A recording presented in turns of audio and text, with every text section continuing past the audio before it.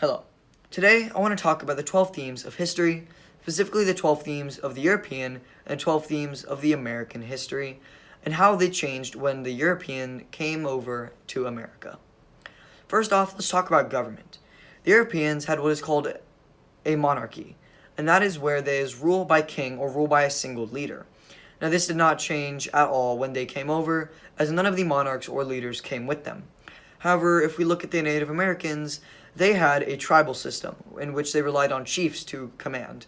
And that changed quite a bit when the Europeans came over, as with the European conquest, many of the chiefs died, and many of those in line to take the chief place died as well, creating a huge shift in the power balance.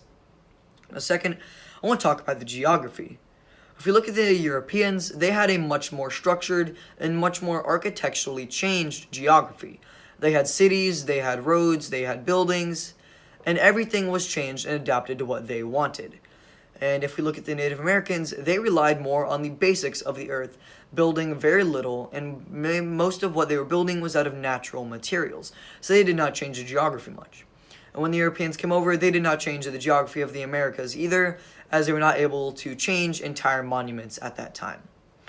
Now third, let's talk about religion. The Europeans followed 99% of the time Christianity, whereas the Native Americans followed animism, which is putting a spirit and putting a soul into animals, plants, or even inanimate objects, and putting responsibilities on that object. When the Europeans came over, they had a primary goal of converting as many Native Americans as they could into Christianity, and they were quite successful, changing many of the chiefs even to Christianity, forever changing the Native American religion and forever changing the future of Native American religion. Now fourth, let's talk about the achievements, not only with technological, but also with communal. If we look at the Europeans, obviously with technology, they were far more advanced than the Native Americans, specifically with how they even got to America. They had very large boats that could hold many people and were able to withstand and weather many storms. And if we look at the Native Americans, they were quite grounded. They did have ways in which they were able to move about the land and about the sea, but for the most part, it was quite localized, and they did not change as much. But if we're looking at the way civilization changed and achieved, the Europeans consider themselves much more civilized and mannerly than the Native Americans. And they even considered the Native Americans to be a bit inhumane towards the women in their society, as they did not like the way that the Native Americans treated women and put workloads onto women. Now, let's talk about social class. In the Europeans, social class was based solely on power or wealth. And this did not change really when they came over to the Americas, but if we look at the Native Indians, that changed quite a bit. Before the Europeans, they based mainly off of respect in what they did. But when the Europeans came over and they killed so many of the Native Americans and changed so many power balances, the social class went with it. It was no longer based on what they were, and it started to move towards monetary value like the Europeans intended. Now let's talk about agriculture. Let's start with the Native Americans because they relied very heavily on agriculture as one of their main productions of food. They also relied on hunting and gathering and fishing, but they almost solely relied on agriculture, whereas the Europeans relied a lot on husbandry and herding animals. The Europeans hardly changed when they came over to the Americas, and the Americans didn't change that much either, as they still had great fertile soil to farm on. Next, let's talk about disease. This is an absolutely important point when we're talking about the European conquest of the Americas. The Europeans were quite dirty, per se, and quite packed together, so there was a lot of spread of disease throughout them. But since they were so close packed together and there were so many diseases running rampant, they started to build immunities over the years. And with the Native Americans, they were much more free range and didn't have nearly as many diseases, and certainly did not have the immunity that the Europeans did.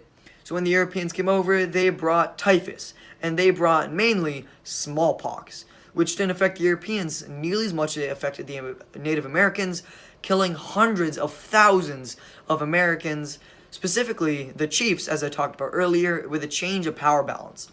So many of them died due to new diseases they had no clue what to do with.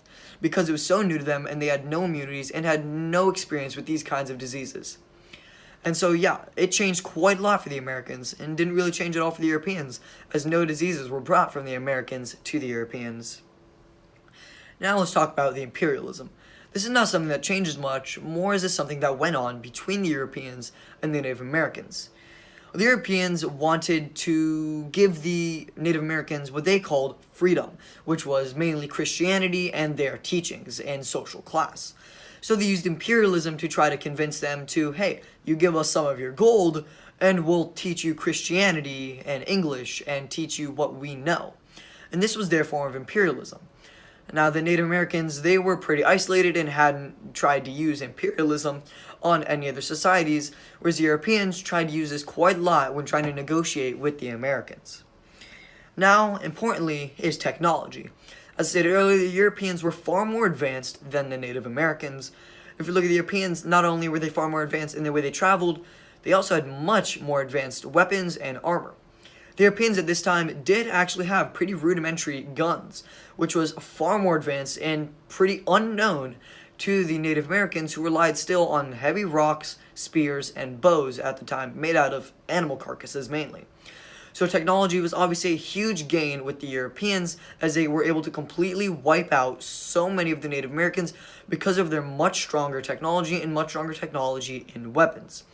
And obviously it didn't change for the Europeans, but it did change for the Americans during the European conquest, as the Americans were exposed to so many new technologies that they got their hands on and were able to change the course of history and able to change the course of their future.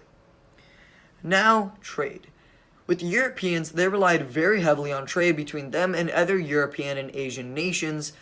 And the Native Americans, they did trade as well, but it was more for needs and less for goods like the Europeans. The Europeans based their economy strongly off of gold and silver, which they stole a lot and traded a lot for. So their trade was mainly based off of money and gold and silver, whereas with the Native Americans, it was a lot more for food and necessities that they needed to survive. And the Europeans, they did try to trade with the Native Americans, saying, here, take some of our gold, or we'll take some of your gold, in exchange spices and other stuff like that, which the Europeans had first intended to come to. So that changed quite a bit as well. Next is a bit of a tricky one, Maslow's hierarchy. This again is not something that changed, it is just something that happened on both sides and something we can look at. Let's start off with the Native Americans, as they were able to tackle Maslow's hierarchy pretty well. They were very spiritual and very pure, as per se, I guess.